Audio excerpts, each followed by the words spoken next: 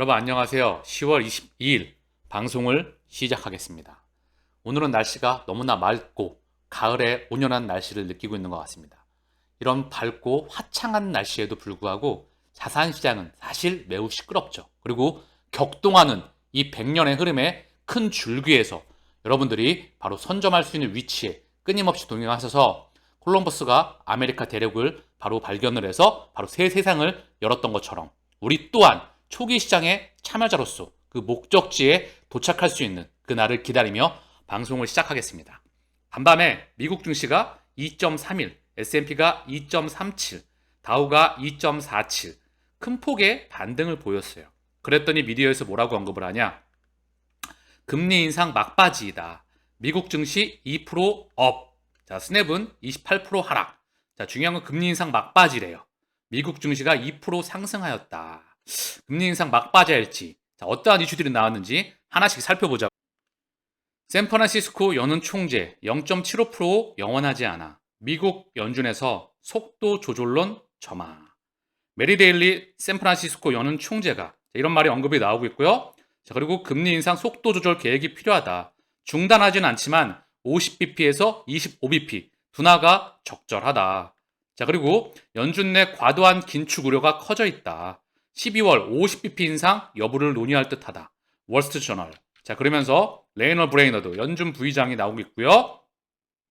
자, 인플레이션을 낮추기 위해 통화 정책이 제약적일 필요성이 분명하다면서도 금리 인상의 속도와 경로는 정보, 의존적, 데이터 디펜던트라고 향후 신중한 금리 인상 가능성을 언급했다. 이렇게 지금 세상의 미디어에 언급이 되고 있는 부분이죠.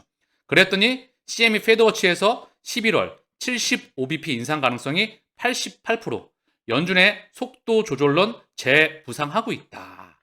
자, 이런 말이 나오고 있고요. 그래서 지금 증시에서 간밤 미국 증시에 금리 인상 막바지, 호들갑이죠. 속도가 조절되는 부분이고요. 자, 그래서 11월에 75, 요게 확률적으로 매우 높고요. 12월에 50, 25 이렇게 나온다는 거죠.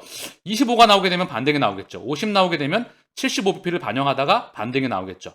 또는 이 부분에 대해서 어떠한 흐름을 보일지 지켜봐야 되는 부분인데요. 이런 흐름을 보이자 간밤에 자산 시장에서는 반등이 나와줬습니다. 그러면서 미 국채 10년물이 살짝 내려갔어요. 4.21. 그러나 아직도 역사적인 고점대에 있고요. 미 국채 2년물 또한 4.48. 얘도 떨어졌지만 그래도 고점권에 있다는 거죠. 아직까지 방향타가 정해진 건 아무것도 없다. 제가 좀 생각을 해보니까 그래요. 자, 미디어를 통해서 또 연준 위원들의 말을 통해서 계속 세상을 컨트롤하죠. 공포를 줬다가 안정을 줬다가 환호를 줬다가 공포를 줬다가 그러면서 전형적으로 세상 사람들의 마음을 흔들고 있는 거죠. 방향을 잡을 수 없게 한다는 거죠. 그렇죠? 그러면 여기서 우리는 어떻게 판단을 하고 미래에 가야 될까요? 즉 뼈대와 플랫폼과 판을 지도를 그릴 줄 알아야 된다는 거죠. 이 플랫폼이라고 하죠. 판때기. 이 판때기의 뼈대 그리고 지도, 이 판때기의 지도를 그려 나갈 수 있다면 얘들이 아무리 뭐라고 흔들어도 출발지부터 도착지까지 오르락 내리락 오르락 내리락 오르락 내리락 엄청난 파고가 있어도 결국은 도착할 수밖에 없다. 왜? 이들 위에 연준 위원들과 연준 총재와 그리고 미국과 유럽의 중앙은행과 비자와 마스터와 디지털 커런시 그룹과 전 세계 금융기관들의 핵심의 심장에 누가 있다? 누가 만들고 있다? 리플과 XRP를 만들고 있다. 그들이. 자, 그러면서 달러의 가격이 당연히 살짝 꺾였겠죠. 111.98. 찔끔 떨어졌어요. 이게 떨어진 겁니까? 보이시죠? 고점권에 있잖아요. 이건 떨어진 게 절대 아니다. 그래서 매크로의 이슈에 대한 부분은 절대 아직은 언제다? 물가가 꺾이는 조짐이 보일 때 그때 스탠스가 전환이 된다. 유가가 85.05달러 살짝 늘어났다.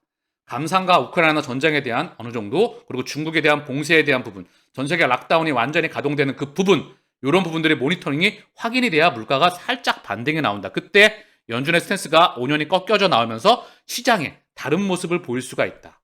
원화의 가치는 1438원. 자, 완전히 고점권에 있다. 큰 흐름은 바뀐 게 없어요. 고점권에서 지금 살짝 오르락 내리락 하고 있다.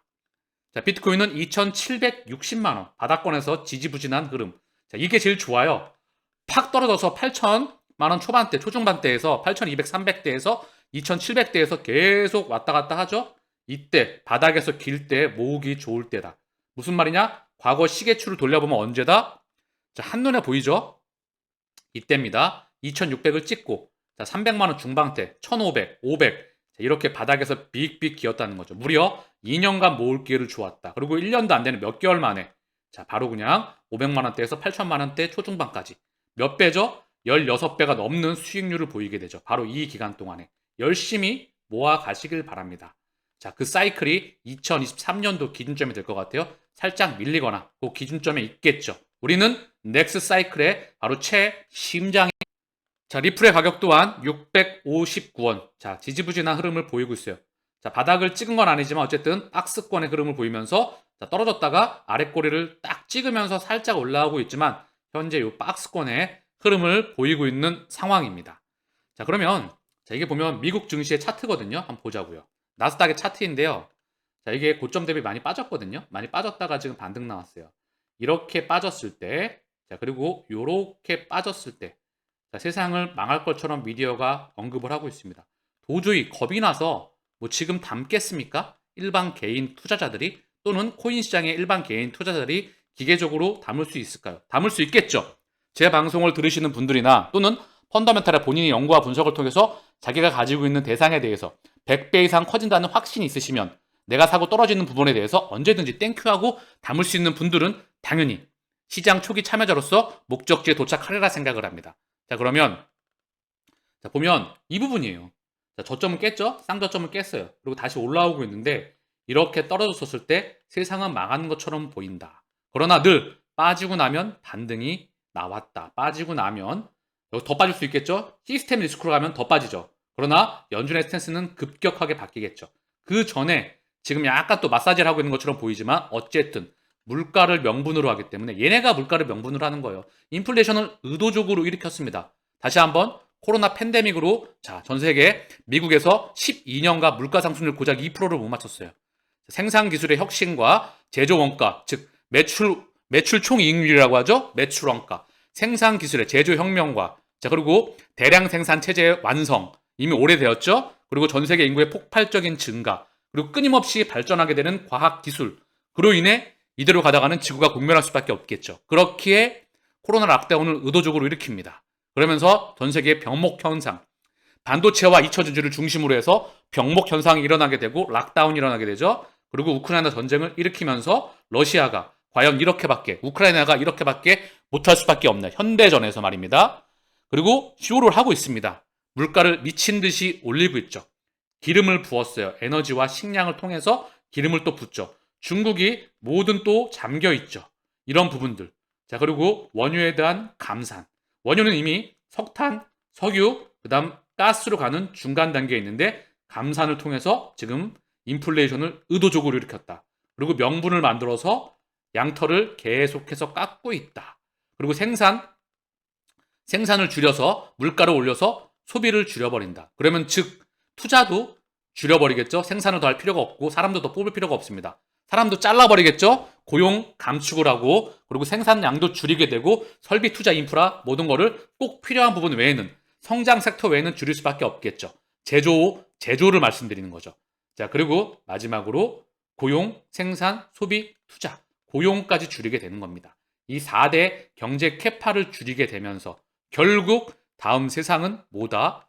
블록체인과 인공지능과 우주와 메타로 이어지는 바로 세상입니다. 이 혈관을 누가 연결한다? 리플과 XRP가 심장이다. 이게 미래의 자, 그럼 해외 증시 차트를 한번 보고 올게요. 얼마나 많이 빠져있나. 하락했고 반등 나왔다. 하락해 있다. 큰 변화의 흐름은 없다. 그동안에 세상은 공포에 쩔어 있었다. 늘 지나고 보면 위기는 언제나 기회였습니다. 피터 린치와 역사적인 크루의 벤자민 그라이번 그리고 워렌 버핏 한국의 투자의 그루들 자 그리고 이제는 블록체인의 시대입니다. 새 시대를 여러분들은 다시 한번 콜럼버스가 아메리카 항해에 성공을 하게 되면서 바로 기득권에 들어가게 되죠.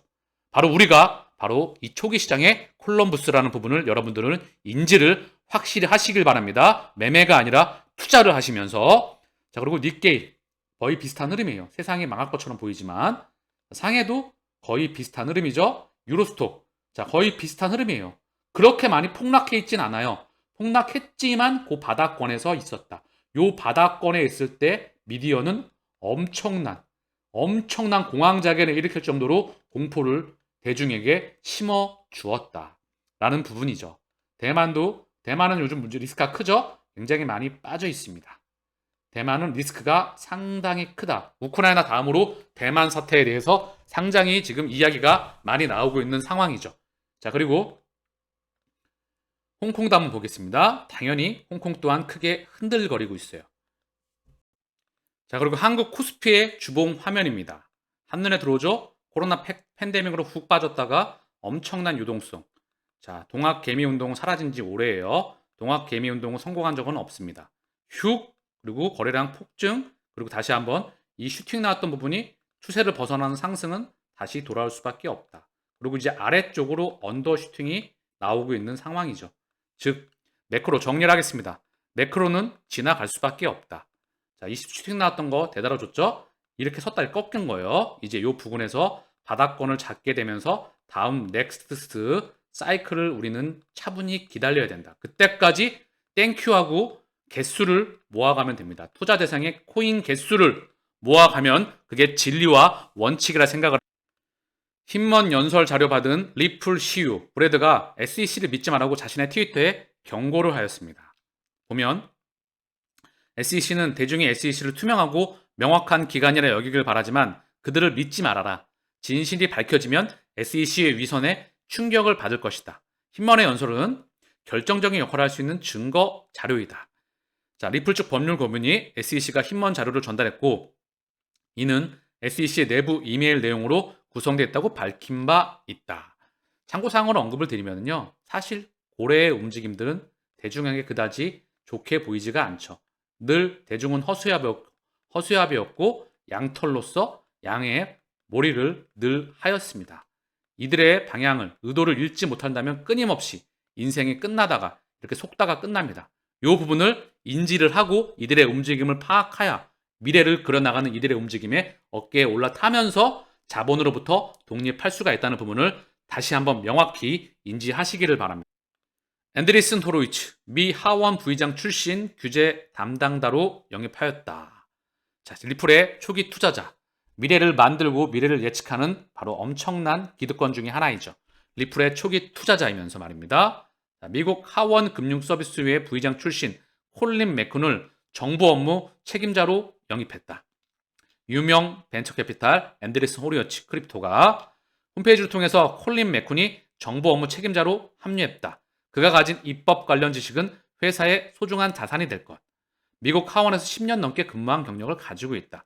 암호화폐 산업 규제를 담당하는 하원 금융서비스위원회 부의장을 맡기도 하였다. 자, 이들의 움직임은 이미 정해져 있다. 그렇기에 바로 계속해서 중요 인력을 스카웃하고 있는 부분이죠. EGRAG, 이주락, 이분의 트위터인데요. 여기 보면 XRP 재설정 차트. 그래서 XRP 차트는 가격 조치 관점에서 재설정 단계를 살펴봅니다. 이제 F5, FIB 1.618이 시작되었습니다. 27달러.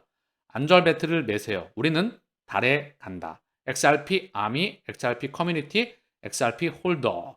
이들에게 전달을 하는 거죠. 자, XRP 리플 홀더분들에게 차트를 보면서 달나라에 갈 수가 있다. 차트 상으로. 자, 파란색 하락 추세선, 그리고 파란색 상승 추세선이 만나는 이 지점. 그리고 요 고점, 전 고점, 그리고 요 라인의 지지 라인.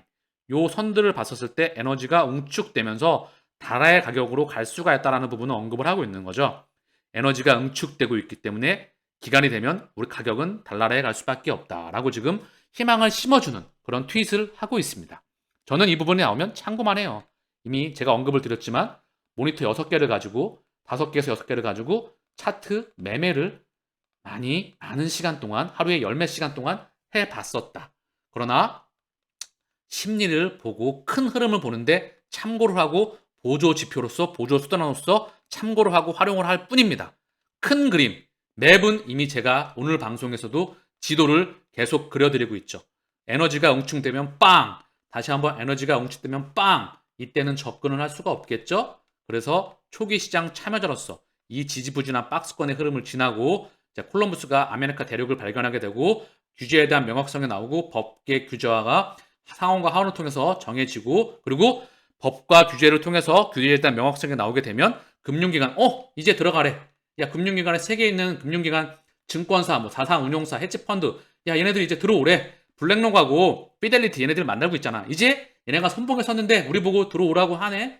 이 막대한 전 세계 미국, 유럽, 일본, 중국, 대한민국, 아세안, 뭐 남미, 중동 엄청난 자금들에 있는 증권사나 또는 금융기관에 증권사, 은행, 보험, 연금, 기금, 헤지펀드, 자산운용 모든 2금년 상공권에 있는 자금들이 일로 쏟아져 들어옵니다.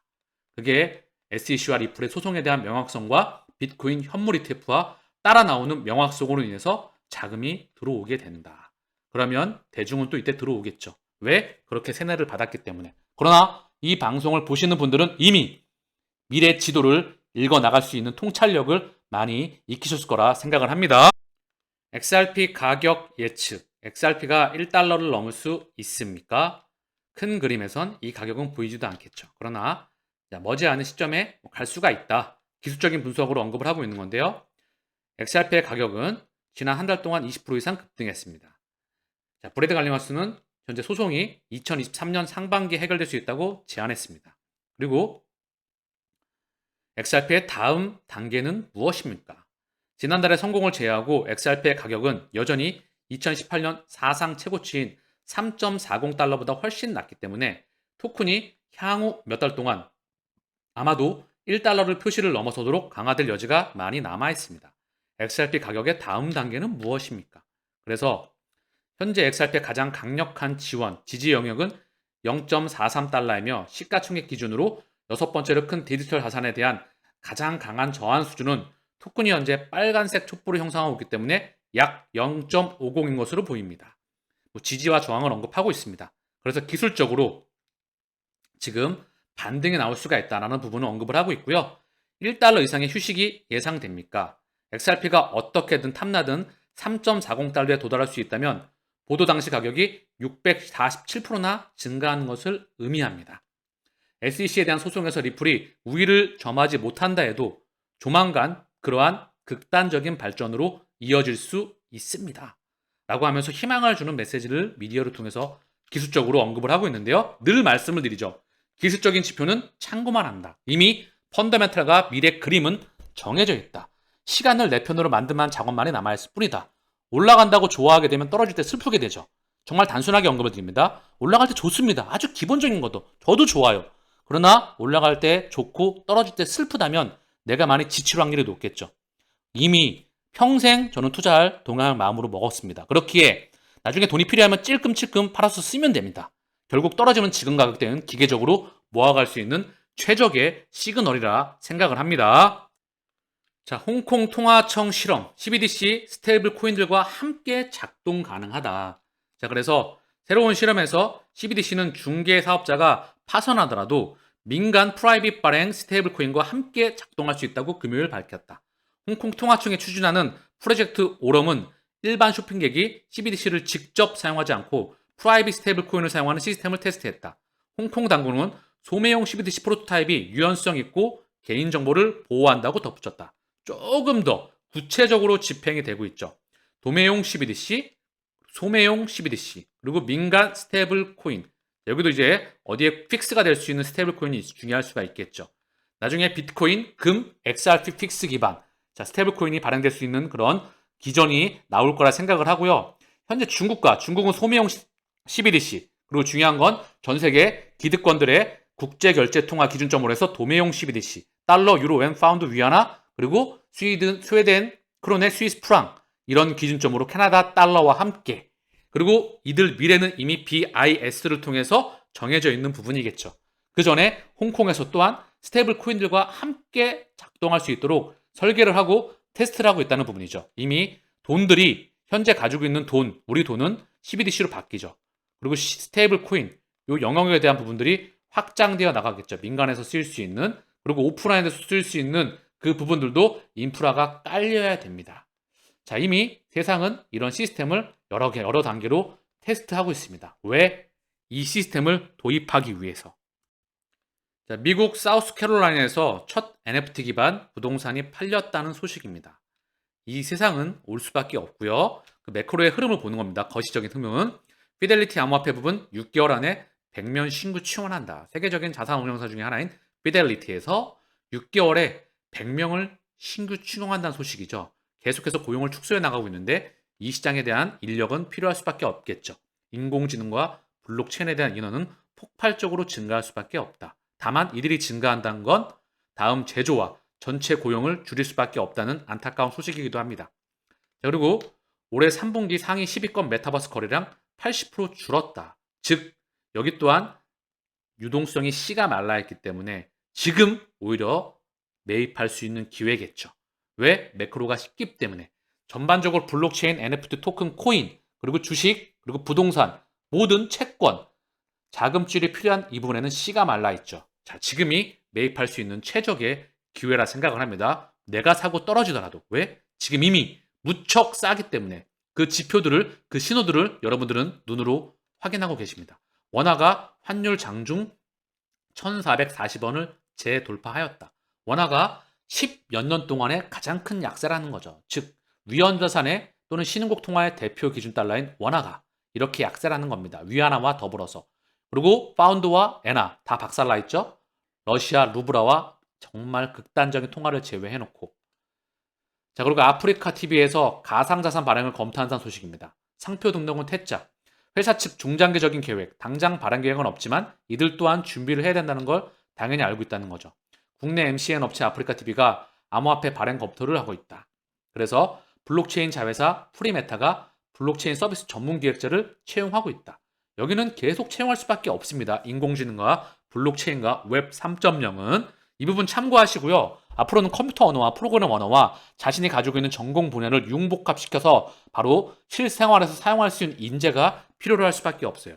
아프리카 TV 블록체인 기반 웹 서비스 기획, 블록체인 지갑, NFT 및 토큰 정책 분석, 수립 기획 등을 담당하게 된다. 자, 계속 확장해 나간다는 소식입니다.